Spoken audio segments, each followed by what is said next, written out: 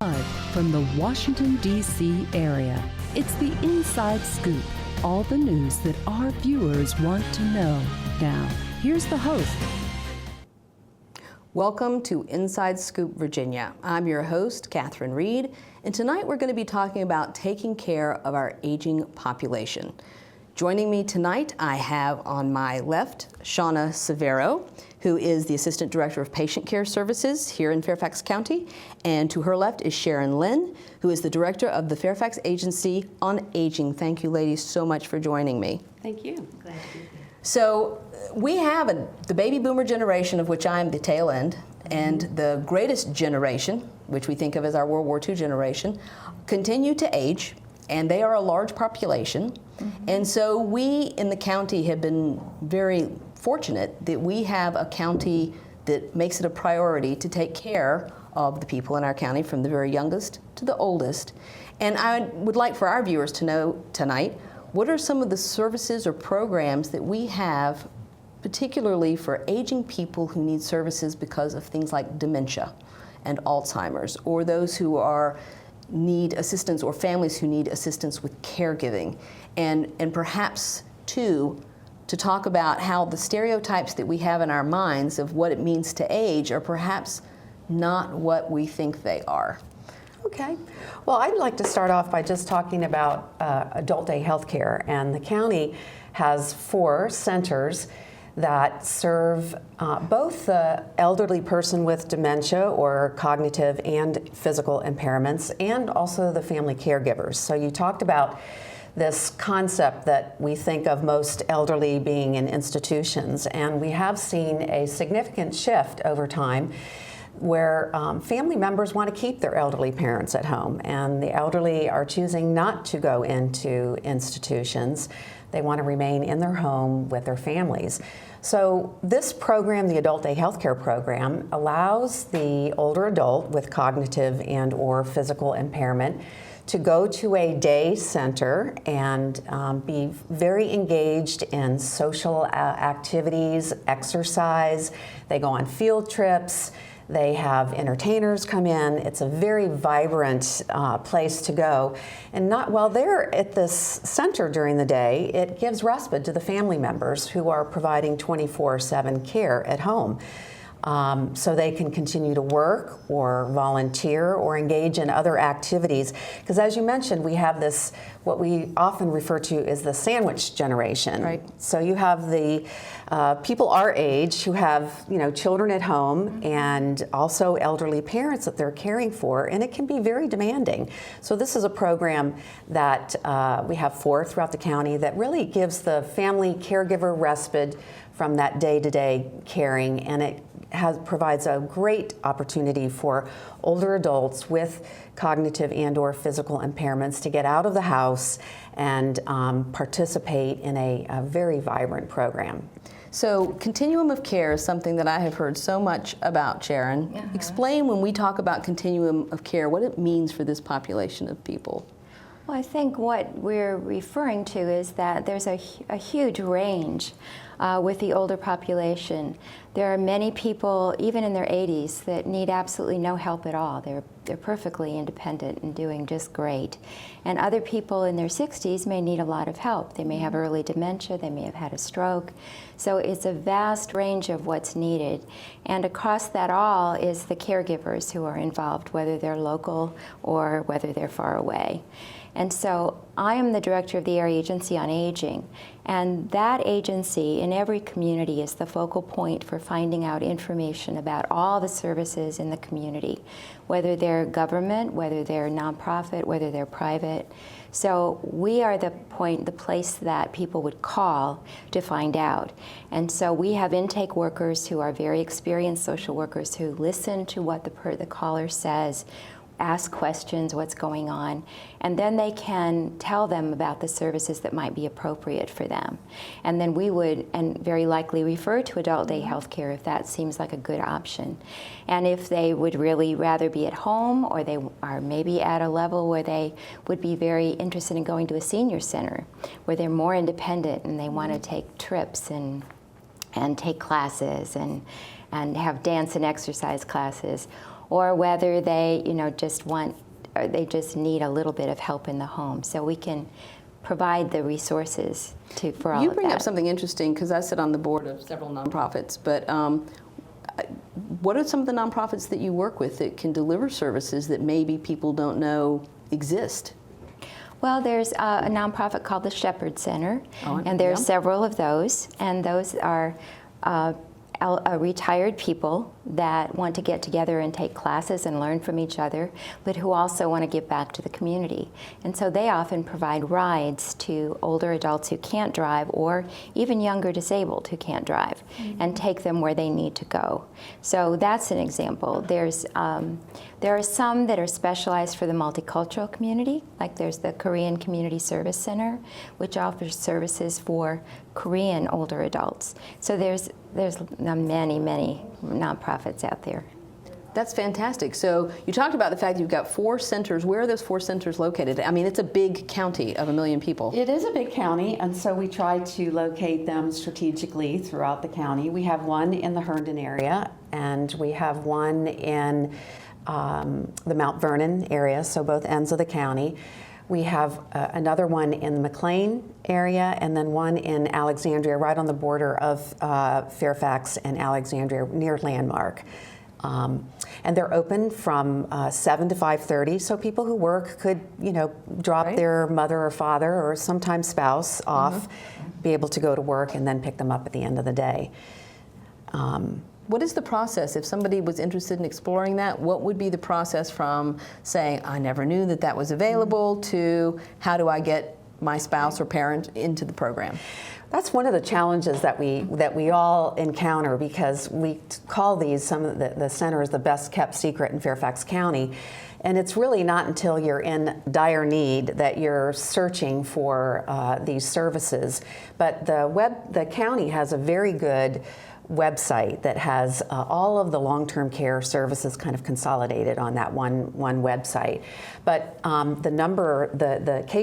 the social workers that Sharon was talking about, there's a contact number in the county where people can call to find out about resources for older adults and adults with disabilities, and they would screen the individual and they could refer.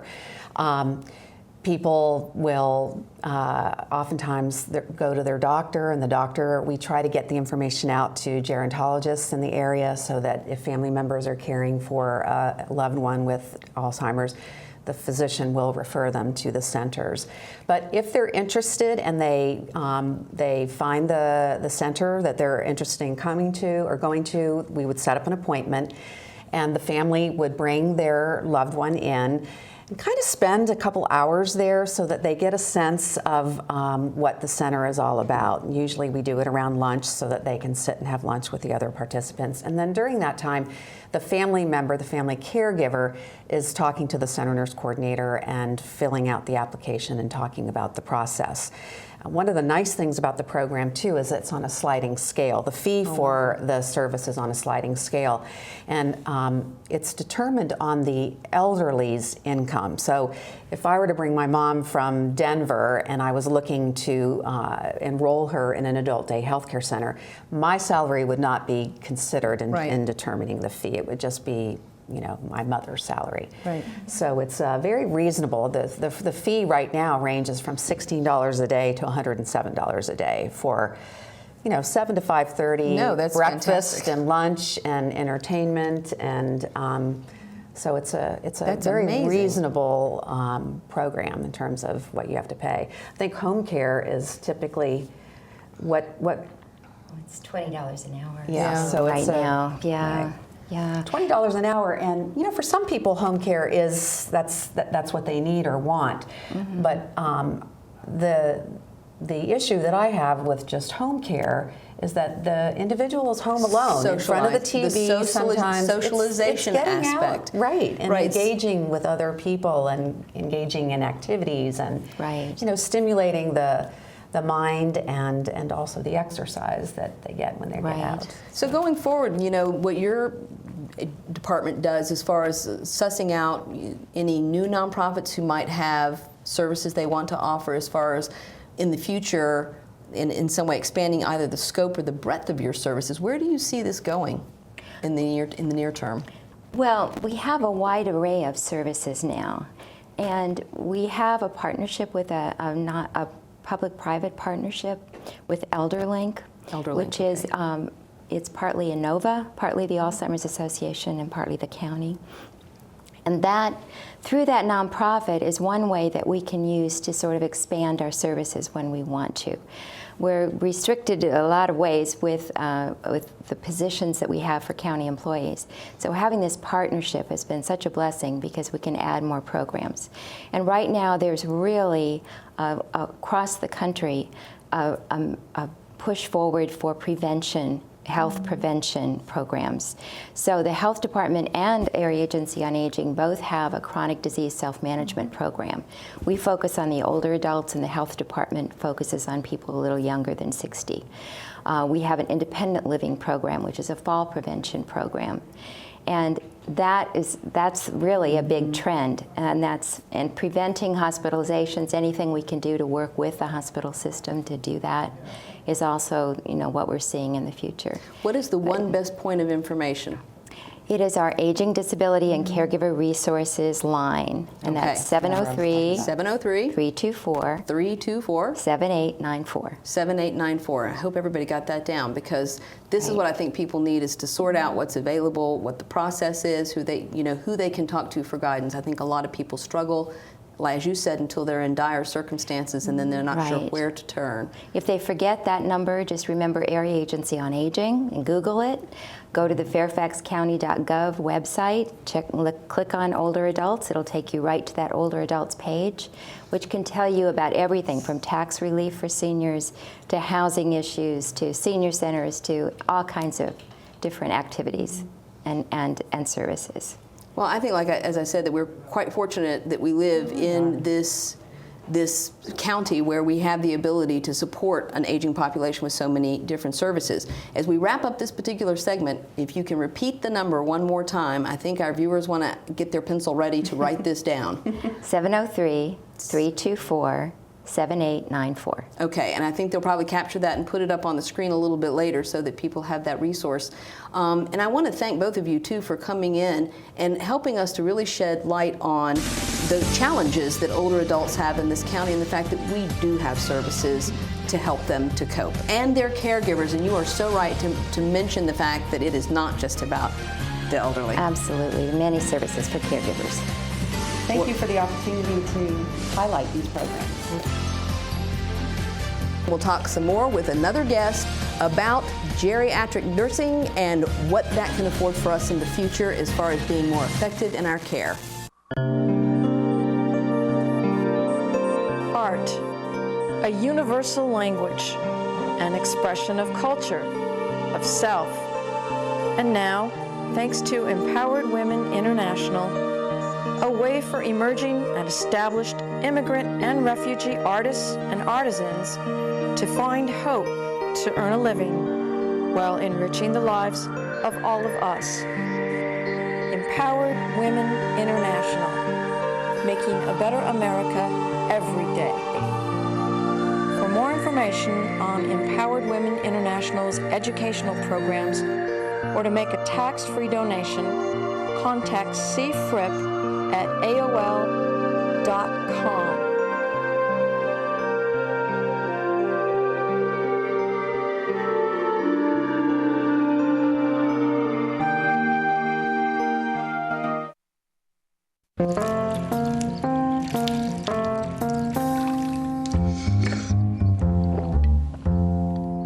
Here, kitty, kitty.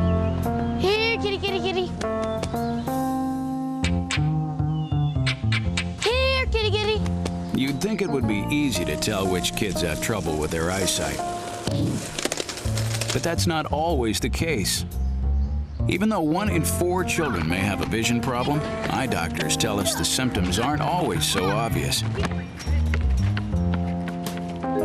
We do know that 80% of all childhood learning is visual. And without good vision, kids can have trouble learning to read and may fall behind in school. For clues on how to spot the real-life signs of childhood vision problems and what parents can do, visit checkyearly.com. A public service message from the Vision Council of America and We're back to the Inside Scoop. Here again, your host. Back to Inside Scoop. Host. Tonight we're talking about taking care of our aging population. Joining me in the second segment here is Melissa Batchelor-Murphy, who is a PhD. She is a registered nurse. She is a nurse practitioner. She's also an assistant professor at the Duke University School of Nursing, and she is doing research in this particular area of geriatric care. Welcome, Melissa. Thank you, and I just moved to Fairfax. And you just moved to Fairfax, which is how we met, in Yes. Fairfax City, the awesome Fairfax City. Exactly. When we met, we got into just a random conversation, and one thing led to another thing, and I was fascinated by the work that you're doing and the fact that you are going in areas that a lot of people have not chosen to go. You shared with me that there are 1.3 million nurses. 3.1. 3.1 million nurses in this country, and only 1% have chosen geriatric nursing. That's true. There 1% are certified in geriatric nursing. So which that tells me that not a large percentage of nurses have decided that this is the field or the area that they really want to be in. True. I think most people, when they think about nurses, they think about, babies and kids, and helping, moms through pregnancy, even school-age children and teenagers. Teenagers are even more exciting than older adults. Right. So it's a hard sell, to talk to a young nursing student who's maybe 20, 21 years old, to say, geriatrics is actually a really exciting career. If you can work with older adults, you will have a viable career path your entire life and really get to know some really cool people and hear their life stories. When you put those life stories into the historical context, it's really amazing some of the things that they will tell you. And here's the thing, we're all going to get old, right? Unless I'm missing something? No, that's true. One thing about aging, we're all doing it. We're all doing it, and so therefore we should care more than I think we have historically or traditionally about what all of our end-of-life experiences are going to be and on what terms we will decide where we live, how we live, or the quality of our lives. And I know that one of the reasons that you have decided to do research in this area is for that specific reason. Right. I love to eat. And I love to take care of older adults with dementia. So that's where my research focus is. I think meal times are such a social environment, so it goes back to the adult daycare system, or the center where they have breakfast and lunch together. Having human interaction while we eat is kind of like the cornerstone of, civilization, of our life. seriously. Yeah, I eat breakfast, I'm planning lunch. I eat lunch, I'm planning dinner. So, meals are a big deal. So my research is focused on making nursing home meal times, the best that they can be, and teaching nursing home staff how to interact with their residents so that they have quality meal times every time. Because you were telling me, and I have a friend, Sherry Lejeune, who works with High Power Aging, and she is the person through whose lens I have probably learned the most about the fact that dementia patients struggle with many things, including forgetting to eat, not having the right triggers to make eating something that is an activity they're interested in. And this is what you're looking at, is ways to kind of research why that is and ways to work around it. Right, and I think it depends on the model of care too. Long-term care, they said it's this long continuum, and it really is. And I think when we say nursing homes, most people think of traditional nursing homes, and most nursing home kitchens are in the back of the building. So you can't smell the food being cooked. A lot of times when the food's presented, it all kind of smells the same. It doesn't look good. And if we have to puree your food, that doesn't look appetizing either. And another thing we do is the staff don't eat with the residents. And a lot of times the cues we get are from our environment. So if you're eating, then I might start snacking too. So even that's not built into the current traditional long-term care system. There are some emerging models of care. I think I was telling you about the Greenhouse Project. Yes. Where they built these pods, and only like 10 residents will live in a particular home. But the kitchen and the kitchen table are all in the center of that particular building. and the staff are cross-trained, and the residents get to pick out their food. I mean, shocking, state of the art. Let me pick out what you want. Like your 3-year-old wants to do that too, right? Like, I want that and not this. You're right. And so what they found is that residents that came from the traditional setting into the greenhouse models actually gained weight. And they did more family-style dining, so all the food was out on the table, and you took what you wanted, but there was plenty of food, and you could smell the food being cooked, and you got to participate, and so people would eat more. So I think that's where we need to get with all of our different models of care to help people eat. And I think that comes back to the fact that we're trying to come up with more community-based solutions rather than institutional-based solutions. Is for that very reason. This is not just a person who needs to be taken care of. We need to have people in a situation where they can participate in their care. Exactly. In as much as that is possible. And so I'm fascinated by this and the fact that people are taking more of an interest. You and I were talking about the book being mortal. And the author of that book talks in general terms, but also about the illness of his father. And one of the things that was of interest to me is the research they're doing on, where people are in a nursing facility or an assisted or skilled services institution or whatever. Right. Well, some of the facilities are called CCRCs, which is a continuing care retirement community. So you have independent living, then you have assisted living, and then you have the skilled nursing facility. The other place you could live is called the community. Right. That means you're in a single family home. So here in Virginia, and I know you're new to the area, but Green Spring is the model that you just described, where it's independent living, assisted living, and then a more skilled nursing care. And what was interesting about some of the research they're doing is about adding things like plants, or mixing intergenerational and bringing children in, or bringing pets in to a facility. And you and I were talking about the fact that often the other thing that's missing as adults are isolated and as they age and even as they slip into dementia is having the ability to care for something or someone or something else. Right, and that's true no matter how far advanced you are into dementia. Giving somebody a sense of purpose and they have something to get up and take care of. There's been some recent things that I've seen on social media where older adults have been given like a baby doll. And when you first see that, you might think that's kind of negative, or you'd be like, why are they giving them a baby doll? But they, in their mind, have gone back typically to some age where they were usually pretty happy, which tends to be around, getting married, having your children. And so that baby doll reminds them of kind of taking care of someone. So even something as simple as that works. I can tell you the story. I went to work one day and there was an older resident who was prone to kind of either slipping or kind of getting out of her wheelchair. And so they wanted to put a safety belt on her. And she was super concerned that the baby doll would not be safe. And I went to work the next day and she was in a seatbelt and so was the baby. And that's the type of creativity I see nursing homes doing, all the time to meet that resident's needs for both of them to be safe. And this is what fascinates me because you are a Robert Wood Johnson Nurse Faculty Scholar. Nurse Faculty Scholar. I'm getting better at this. And so they fund, that particular foundation tends to fund this kind of, different kinds of research projects.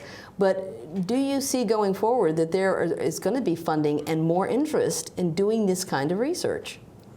Well, the National Institute for Aging just released a big announcement that that's where their focus is going to be, is on Alzheimer's. We in this country did not have a national plan until 2011 is when the legislation was passed. That was 4 years ago. So you think about how much money has been put into heart disease and cancer, and 4 years ago we decided we're going to start to study the brain. But most of that funding is going towards more curative research, which we need. I mean, we need to cure this disease, but at the same time, you have all these caregivers. I mean, we could hope that we could cure it and reverse, the disease. But in the meantime, there needs to be research about how to best help caregivers. What are the best models of care? What do we need to be training our workforce to do nationally?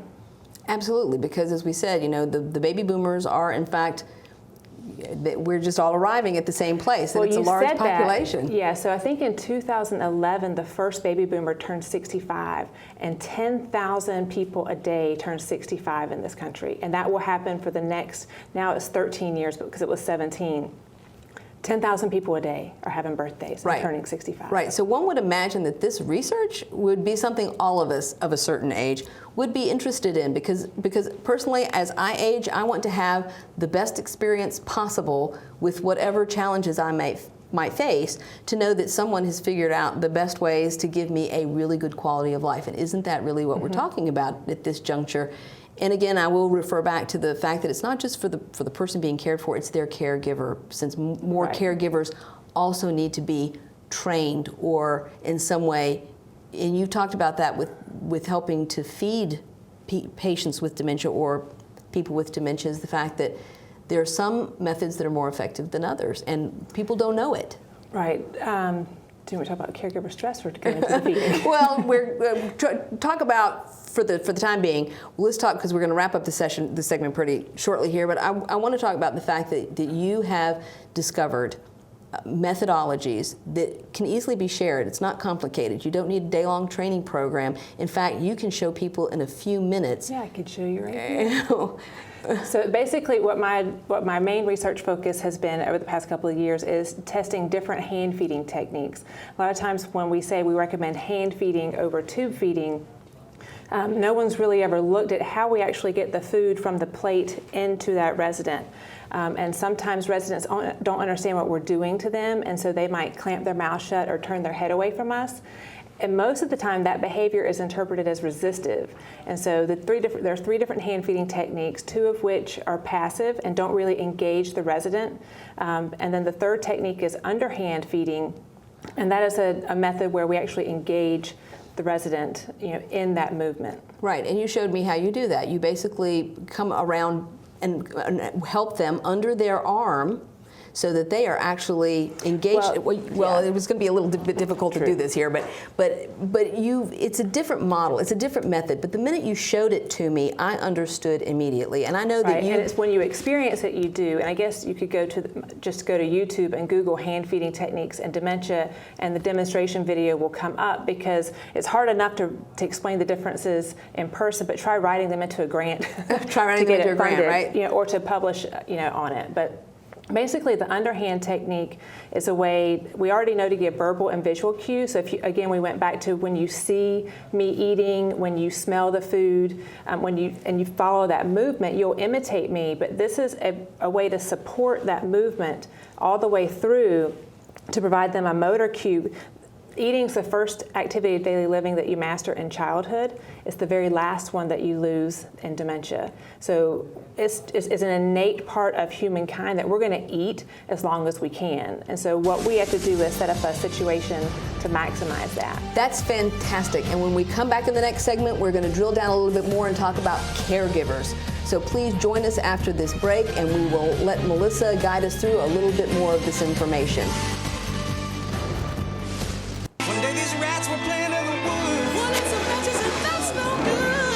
Listen to smoke before you give it a try. Only you. Don't play with matches. Don't play with fire. I messed up. There's nothing that can ever another very nice homeless mind. So if a gorgeous force is what you desire, don't play with matches. Don't play with fire. Only you can prevent wildfires. Fire. Why don't you just wash your car at home? When I wash my car, everything runs down the street and down into the storm drains. With all the chemicals in the soaps and waxes, the last thing I want to do is poison my own drinking water. At least here, it's all contained and recycled on site. That's why I also take my car in for oil changes instead of doing it myself. I might take a chance on spilling stuff. You know what the best part is? What? More time to kick back and watch the game. We're back to the Inside Scoop. Here again, your host. Welcome back. I'm Catherine Reed, your host for Inside Scoop Virginia. Joining me is Melissa Batchelor-Murphy, and we are talking about helping to better care for our aging population. Thank you for joining us, Melissa. Thank you for having me. And so at the end of our last segment, we were talking about feeding techniques, but as we go through this process for the next 30 minutes, it's also about vocabulary. too, because I think it's very difficult for people to talk in a respectful way, and we do try to be respectful. I mean, we could call someone an old person, but I know that I might live to be 90 and I will never feel like an old person. So struggling with things like continuum of care, when we talk about adult daycare centers, you know, and trying to grapple with the language so that we can all have a respectful, productive conversation without feeling like we are saying the wrong thing. Right, so your generation has to figure that out. You know, I think that some of the language has changed to just calling people elders, but even that, you know, everything is so individualized. You know, I'll call you by, I just ask people, how would you like for me to refer to you? And typically, you know, they would say, always just call them Mrs. Jones or, you know, or Miss Josie or whatever it was, whatever that you want me, you know, Pops. You know, right. So we don't really, when we're actually talking to residents, we don't use that type of language. And then usually in conversations with family members, it's, you know, it's just your different. It's your loved one, and I noticed Right. that Shauna said, you know, when they bring in their loved one, which I think is great.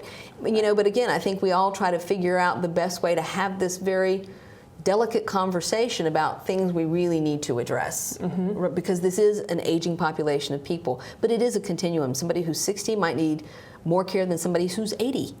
Right, well that's one thing about aging. In childhood you have developmental milestones, and so people kind of come into this world and you have to hit certain milestones.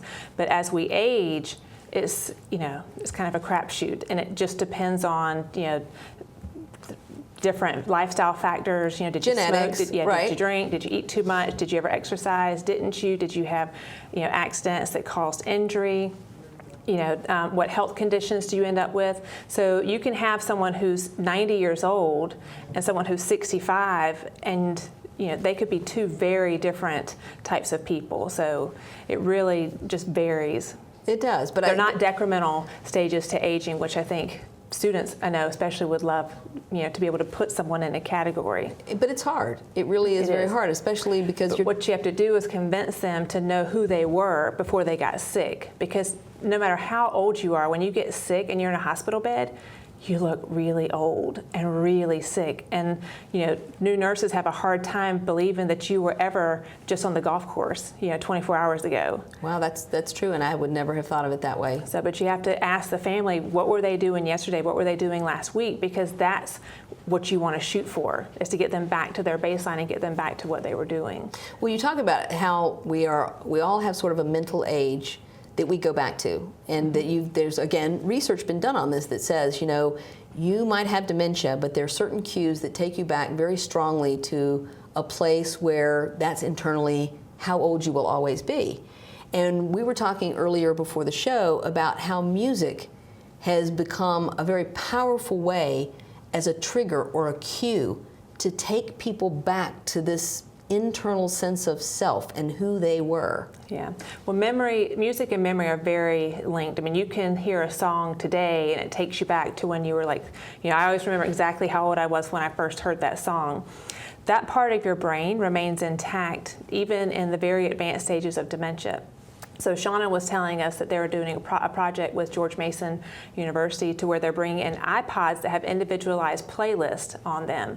And you may have seen on YouTube there was a video going around about Henry. You know, and before the music, he was very withdrawn. You know, kept his head down. You know, because the brain just can't take in a whole lot of stimulation at that point in the disease. So he wasn't engaged with his environment at all. And they talked to his family and got his playlist together and put the music in, and he just came alive, you know. So that's why it's called, I forget what she called it, Alive Inside. Alive Inside. So people can find that on YouTube if you Google Alive Inside. Yeah, if you do Henry, iPod, music, dementia, you know, he'll come up. Yeah, and you know, to me, that's the cool part of my job, you know, is to discover things like that we've never really tapped into. I also was asking her if she's ever she was mentioning people, you know, not wanting to go from one place in the building to another. And what you do is, once you know what part of the brain still works, you tap into that. So I told her, I said, just grab the person's hands and start singing a song and get them to dance with you, because rhythm and music are both intact. Tap into that. You know, even at the very last stages of dementia, when someone can't talk to you, They can sing a song and they know every single word to it. But that's a way to help families connect with their loved one, because even families have a hard time seeing that they're still a person, you know, in that body, in that bed when they're very, very advanced. So it's a way for them to have a moment, a childhood song that the mom always sang to them, so. And I think that is so important to figure out what parts of the brain, and you're right, I think brain research hasn't been particularly well funded, even though it's the most important organ in our entire body. Like everything else is connected to the brain, and we know so little about it. True. And so figuring out what remains when the disease of dementia has taken over the brain, it seems to me, is critically important. Right, and one of the things that we do with Alzheimer's or dementia, and basically dementia is the broad umbrella term. Alzheimer's disease is the one people are most familiar with, but there's Lewy body, multi-infarct vascular dementia, so there's a lot of different types. So you can say Alzheimer's or you can say dementia, because that's another thing, that's another word in my world that people might be confused about. But we tend to be focused on what people are losing. Families will come in and say, well, she can't do this anymore, he can't do that anymore. And what we have to do is to help those caregivers reframe to say there are going to be things that you lose and you will have to grieve that loss. But to take care of them, you need to focus on what they can still do. So you're focused on the function and what they can still do rather than, focusing on what you can't do. And isn't that kind of like, I would imagine, like strengthening a muscle? So the more you can help them to strengthen what it is they still have, the more that kind of gives them a sense of autonomy. Right. And we go back to the sense of purpose. It seems to me that we do need to figure out what these things are and the most effective ways of helping to draw out what people still have. Right, and it can fluctuate from hour to hour and from day to day. So you kind of start with trying to get them to do it for themselves, and then only filling in to the point where you're really sure that they truly cannot perform the task anymore. And I think that's where we come back to caregivers again, and taking care of children, it's the same thing. Often it's easier to do it, it's faster to do it. You don't have time, or the patience, or it's just not. So you do it because that is the most efficient way. And so how can we fill in or help caregivers, whether it's the family members or non-family members, to figure out more effective ways? Yeah. So the issue with that is everything is so individualized. Families have their own schedules, but this is where nurses, nurse practitioners, can help do that problem solving. Is giving somebody more time, is that helpful? What is a particular problem that you're dealing with, and then we can help them come up with strategies. I think people think, well, there's a list somewhere of all the things I should be doing, and the thing with dementia and with geriatrics even is that you have to be creative. That if someone comes out and their clothes are on, like the bra's on the outside, the underwear's on the outside, we probably have a sequencing problem. Yeah. That's easily remedied. Put the clothes in the order they need to be put on their body. If they still have the ability to get dressed, they just can't sequence. Don't put them all out on the bed for them to pick them, because they're just going to put them on in the order that they pick them up. Right. So we have the big brains. Teepa Snow's with the North Carolina Alzheimer's Association. She's like, we have the big brains. So we have to figure out how to set up a failing brain to be successful and maintain their independence as long as possible. So this brings us back to home health care workers, which is an exploding, that is just, there are more and more home health care people needed, and there are different degrees of home health care, from people who are nurses and can dispense medicine or have some medical training to people who are just companions or who just help with personal needs. And then Shauna made a very good point about the fact that a lot of families will opt for home health care, but it isolates the person. Right. So I think moving forward, we're going to have to be really creative about how we do foster a sense of community and how we do engage older adults in social activities. I've had a lot of older adults who were really failing at home, and they ended up in the hospital, and then they came to the nursing home, and they began to thrive. And the family's like, I have not seen them act like this in forever. And that's how powerful social interactions are. But again, as a nation, we're not set up quite yet to meet those needs, to where we can engage people in a community setting, whether it's adult daycare or even a senior center. There's just so many factors that go into how decisions get made based on what the person's needs are. So it's a two-pronged sort of issue. It's always an issue of resource and funding, always. You know, we've got 4 centers here in Fairfax County. You know, if there was more of a demand, that more resources would have to be allocated. But there's also funding for research. You know, and so you have to fund the one because it gives you a better outcome for the clinical use of that research. But, you know, how do you see funding? Is it going to increase going forward? Are you seeing indications that funding is increasing for both the research and the resources for community-based care? Right, so I have a friend, Sarah Zanton, she's at Hopkins, and she wrote a CMS Innovations Award grant because she did home health, public health, and realized that the thing that these older adults needed the most was a handyman. So she wrote the grant to provide the home health care and partnered with a handyman service to fix things, like to put in grab bars, to kind of to adapt their home to where they could live in it functionally, you know, as they age, because everyone wants to age in place. That's another kind of Gero term. Yes. You know, but that's just an example of a nurse who saw a need and said, this is my idea, you know, and found someone to fund that. But I mean, that's a great example of a national model. You know, anybody could replicate that. And if it keeps people, it's cheaper for people to stay at home as a nation, and that's where people want to be. So it's kind of a win-win. It's not always about the money, it's about trying to meet their needs too. But if all you needed was a handyman and it kept you out of the hospital, then we need to figure out how to do that. Because when you think about things like just changing light bulbs, fixing a leaky faucet, you know, or there are so many things. Or you've lived in a house for 30 years and now you're a widow or a widower, you know, even with the snow. Oh, you know, the blizzard that was just here, you know, the community, I mean, I heard it on the news, you know, aging's everywhere. Right. You know, but go out, help your older neighbors. Check you know, on your neighbors. Yeah. So that's very, very important. When you were talking about caregivers earlier, I was reminded of a story of an older couple that lived at home together, and the wife had dementia. Caregiver stress is real, and typically the caregivers die quicker, but you have to check on your neighbors. Well, that's an important, very important factor, and you're right. The snow brought that home to us in a very real way.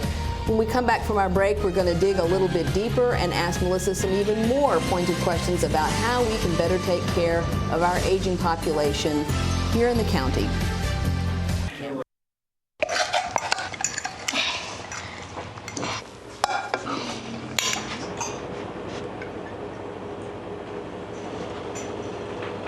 Hey, Lena, where's yours?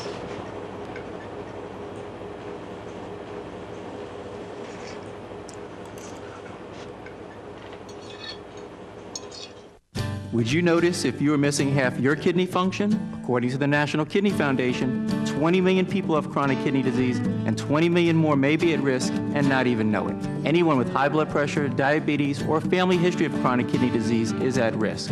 Early diagnosis is vitally important.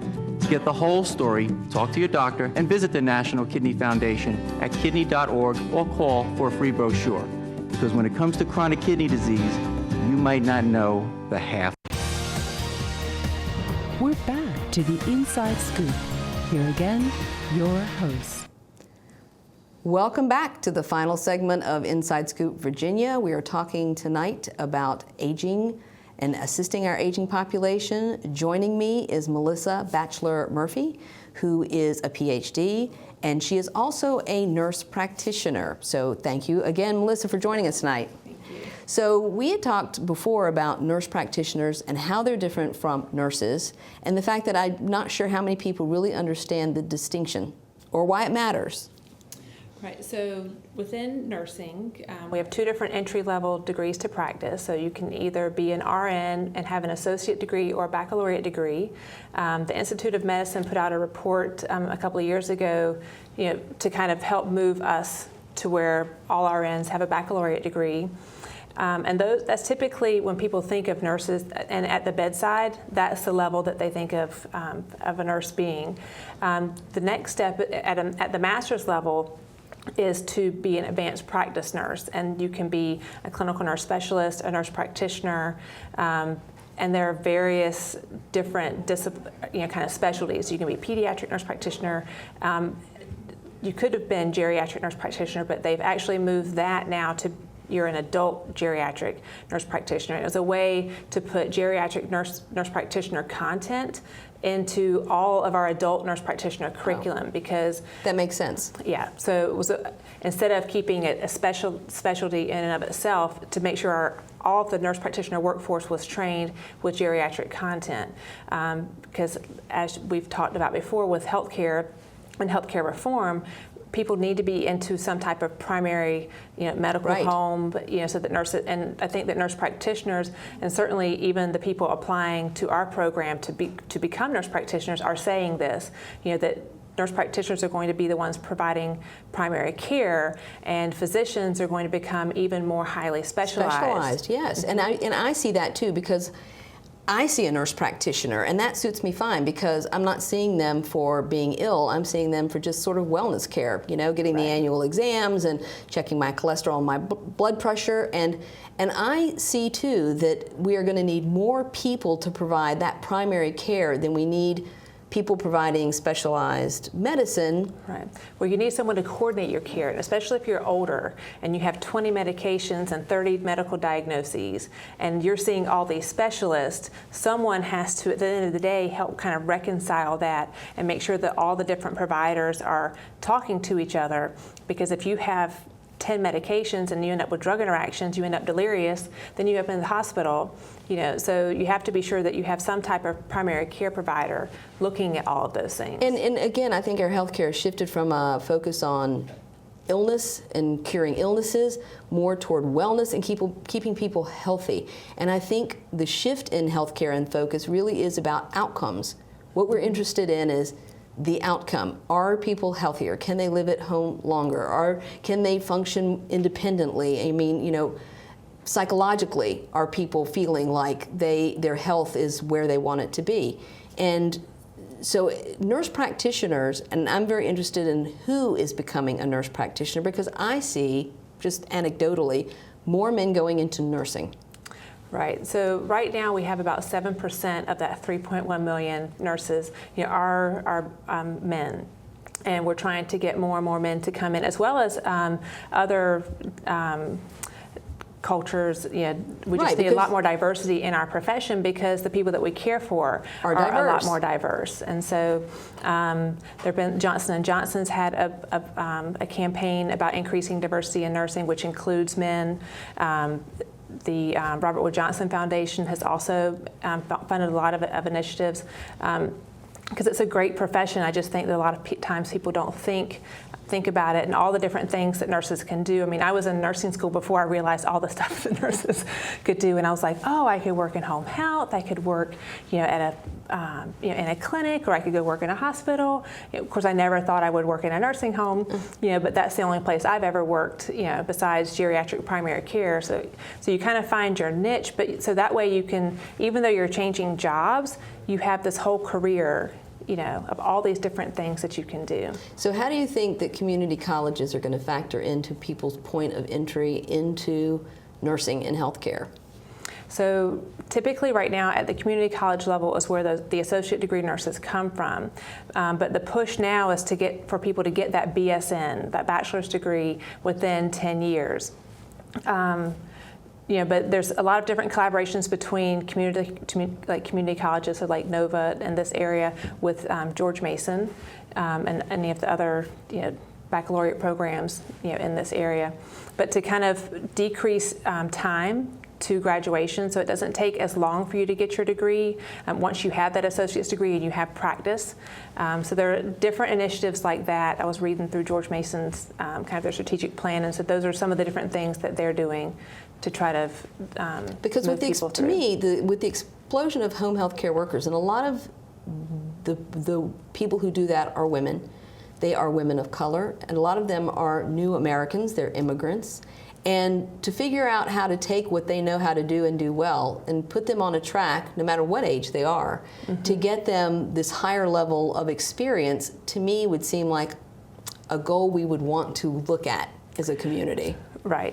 And I mean, I know that the profession of nursing, and there are a lot of people who are interested in working, on trying to do this. I'm just not sure in this area kind of all the different things that are going on. Right, and as I said, home health care workers, you know, and there's agencies, you know, people own home health care businesses seem to be cropping up. I know a number of people, and in this area they seem to be numerous, that send people out to do home health care. But it seems to me that in addition to, you know, working with taking care of the basic needs of people who need help, we need it to be much broader and for people to have a much better scope of how to holistically take care of people. Because that to me is, it's not just making sure that they eat and that they're, you know, they're safe, you know, but the fact that they holistically have a good quality of life. Right. And it seems to me that that's an aspect of geriatric nursing that people are not getting, or that's not top of mind, or it's not the first thing you think of when you think about geriatric nursing. Is it's an opportunity to really look at the best way or effective ways to bring a quality of life to someone. So, you know, as you go forward in your research, and that's why I'm very interested in what you're doing and what you're going to continue to do, because one of the things you and I had talked about is, and we talked a little bit with Shauna about it too, is that when you do a research project, you're looking for data and you're looking for participants in your research study, and it's kind of a win-win with local agencies or a local daycare for adult center, for you to be able to say, let's try this, like they are with the iPod playlist, so that you can collect research data while you're actually adding something. Right, and the other thing that we had talked about is, you know, involving students, even high school students, at a very early point in their, before they're even done with high school, to say, you know, I mean, I've worked with like 50 students on my research projects, and sometimes when you say research and science, you know, they're kind of like, no, that's not what I want to do, or I'm not smart enough, and then they see that it's basically, let me show you a way to interact with this person, and let's see the difference it makes in them. You know, so that once they're participating in it, you forget that it's science and that it's data. You know, you see that you're making a difference in somebody's life because you were there that day. You know, so. And I am very excited about you being in this area and potentially doing your research in this area, because in Fairfax County, our students have to do community service hours, and they have to do it, I think, on a quarterly or semester basis, but it's a requirement of graduation. And as a parent, parents are always like, oh, how can we get this service hour requirement taken care of? But it sounds to me like you could potentially give some skills-based training to high school students that they could take into a nursing care facility or even a daycare. Right, either or, you know, and even if you're doing the research in those two areas, the skills that we teach them, the dementia skills, inevitably they'll come back and say, I tried that with my grandmother, I taught my mom how to do it, you know, with my neighbor type thing. And so it's a way that they're learning a life skill. You know, and even, you know, no matter what they go into, it may give them a little insight into, you know, working with older adults and how they're different, that, you know, a lot of them have lost their hearing, or they might have visual, you know, difficulties. So if they become a police officer or a first responder, you know, that they have some experience with older adults so that they're not afraid of it, you know. And you bring up a whole thing we haven't even touched on, and that is training first responders and emergency personnel and how to deal with older adults who might have dementia or hearing impairment or any other kind of, there's so much that we expect them to know how to do. Right, but their brain's failing. So, you know, I was telling you about a friend of mine down in Florida who had done some research about when older adults with dementia get lost, how that looks, how you have to search for them differently. You were talking about Casey Kasem. Yeah, well, yeah, I think that most people think, well, if my grandmother gets out of the house and she's got dementia, she's going to be walking around the sidewalk like, you know, where am I? But what she's going to do is she's going to get scared and she's going to hide. You know, if your grandmother can still drive, like Casey Kasem could, she's going to drive until the car runs out of gas. And that's where she's going to stop. She's not going to be able to figure out how to solve the problem of getting more gas. But the first responders just need to know to search within a mile radius, and they'll find her once you find the car. You know, so there are, you know, all types of training for first responders, for people, you know, that they're not, even if you have an older adult who's in a house that catches on fire, they can't problem solve anymore. You know, so expecting them to run out of the house, you know, probably not going to happen.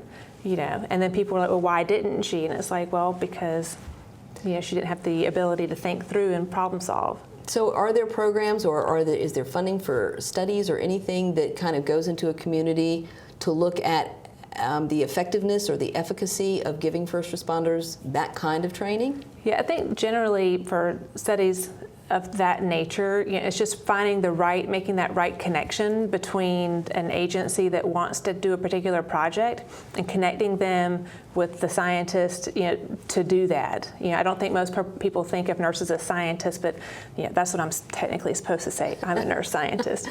Well, you are, and you right. also, and you also remarked on the fact that when you are Dr. Batchelor-Murphy by virtue of your PhD, except clinically. And again, that's being sensitive to the fact that people could easily be confused about what doctor means in a clinical setting. Right. So when I'm on campus, I'm Dr. Batchelor-Murphy. When I'm in clinic, I'm just Melissa. You know, so it does help, I think, a little bit for people just to understand. You know, I'm a nurse practitioner, but there will be nurses who have DNPs, which is a doctorate of nursing practice, which is a clinical degree, who will be nurse practitioners in clinical settings that will be called doctor. You know, it's just a personal thing for me. So again, it goes back to, you know, what do you want? What do people want to be called? Right, and how do we talk about it? And the vocabulary. And you can't make assumptions. You know, just because you're 80 and you look a certain way, I still have to ask you. I have to get to know you as a person. Right. Then I can figure out what to call you. Right. So it's the same with all situations in life. I think that's true. Well, I love the fact that you are a nurse scientist. It sounds like a superhero thing to me. I think you need a cape. Well, nurses did used to wear capes. Well, maybe longer and red. So it's a historical relic that we actually are superheroes. I think you are superheroes, but I think people need to, you know, as time moves forward, I think we all need to think about these things in a different way and kind of erase the stereotypes from our minds of what we think about older people and aging people in institutions and dementia and Alzheimer's, to figure out how nurse scientists can bring us to a better understanding of how to improve day-to-day quality of life for people who are aging. Right. Well, the fact is, you know, we need to train everybody. Families, you know, our workforce isn't adequate yet. You know, so it's a skill set that everybody needs. Well, I am so glad that you came on tonight to talk to us about it, because you have certainly upped my understanding, and not that I'm an expert, but I can carry on an intelligent conversation. So thank you so much for being with us tonight. Thank you.